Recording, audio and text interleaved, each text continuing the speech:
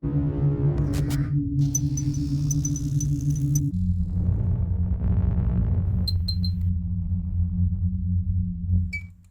guys, welcome to Medifaction. Today we will learn about the anatomy of auditory tube. So, the auditory tube is otherwise known as eustachian tube or pharyngeotympanic tube. So, the auditory tube is a canal that connects the middle ear to the nasopharynx, which consists of the upper throat and the back of the nasal cavity. To learn more about auditory tube, let's start learning.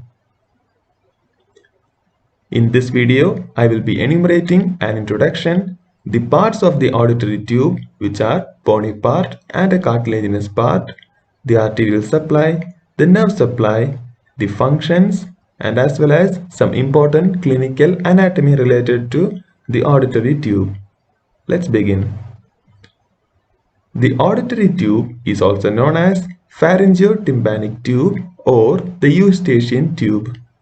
The auditory tube is a trumpet-shaped channel which connects the middle ear cavity with the nasopharynx.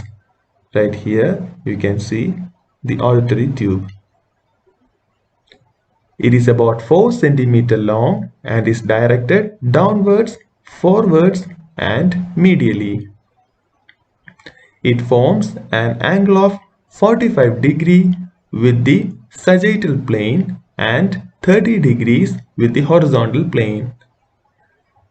The tube is divided into bony and cartilaginous part. This right here is bony part of the auditory tube and this right here is the cartilaginous part. Let's learn more about it. Bony part. The bony part right here forms the posterior and lateral 1/3 of the tube. It is 12 mm long and lies in the petrous temporal bone near the tympanic plate. This is the tympanic plate. Its lateral end is wide and open on the anterior wall of the middle ear cavity. Also, the medial end is narrow, it's known as isthmus and is jagged for attachment of the cartilaginous part. This right here is the isthmus or medial end which is narrow. The lumen of the tube is being widest from side to side. Relations of the bony part. Superiorly, it is related to the canal for the tensa tympani, and medially it is related to the carotid canal. On looking the lateral part, it is related to chorda tympani, spinosphenoid, auriculotemporal nerve and the temporomandibular joint. As I told, this is the middle ear cavity or tympanic cavity. Cartilaginous part. The cartilaginous part forms the anterior and medial 2/3 of the tube. It is 25 mm long and lies in the sulcus tubae, a groove between the greater wing of the sphenoid and the apex of the petrous temporal. It is made up of a triangular plate of cartilage which is curled to form the superior and medial walls of the tube. The lateral wall and floor are completed by a fibrous membrane. The apex of the plate is attached to the medial end of the bony part. The base is free and forms the tubal elevation in the nasopharynx. Relations of cartilaginous part. Anterolaterally, it is related to tensor veli palatini, mandibular nerve and its branches, otic ganglion, chorda tympani, middle meningeal artery and medial pterygoid plate. Posteromedially, it is related to petrous temporal and levator veli palatini. The levator valli palatini is attached to its inferior surface and the salpingopharyngeus to lower part near the pharyngeal opening. Now let's check the vascular supply or blood supply. The arterial supply of the tube is derived from the ascending pharyngeal and middle meningeal arteries and the artery of the pterygoid canal.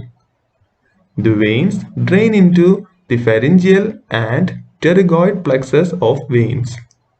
The lymphatics pass to the retropharyngeal nodes. Nerve supply. At the ostium, the pharyngeal branch of the pterygopalatine ganglion suspended by the maxillary nerve. This is the pterygopalatine ganglion and its branches, and right here is the maxillary nerve. For the cartilaginous part, it is innervated by nervus spinosus, which is a branch of mandibular nerve. For the bony part, it is innervated by the tympanic plexus formed by glossopharyngeal nerve. Now let's see the functions of the auditory tube. The tube provides a communication of the middle ear cavity with the exterior, thus ensuring equal air pressure on both sides of the tympanic membrane. The tube is usually closed. It opens during swallowing, yawning, and sneezing by the actions of the tensor and levator valli palatini muscles. Clinical anatomy. Number 1. Infections may pass from the throat to the middle ear through the auditory tube. This is more common in children because the tube is shorter, wider, and straighter in them compared to those of adults. Number 2. Inflammation of the auditory tube, known as Eustachian catarrh, is often secondary to attack of common cold or of sore throat. This causes pain in the ear, which is aggravated by swallowing due to the blockage of the tube. Pain is relieved by instillation of decongestant drops in the nose, which helps to open the ostium. The ostium is commonly blocked in children by enlargement of the tubal tonsil. Number 3 is nothing but pharyngeal spaces. Hope you have understood the video. Like, subscribe and press the bell button for more videos.